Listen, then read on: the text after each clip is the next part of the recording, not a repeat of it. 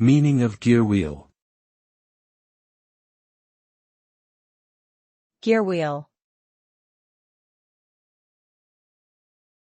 Gearwheel. Gearwheel. Gearwheel. The term gearwheel refers to a mechanical component consisting of teeth around the circumference of a circular disc.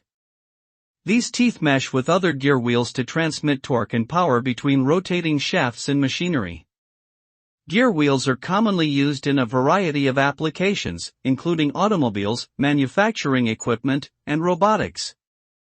The precise design and arrangement of gear wheels determine the speed, torque, and direction of rotation in a given system. As such, gear wheels are a critical component in many complex mechanical systems and industrial processes.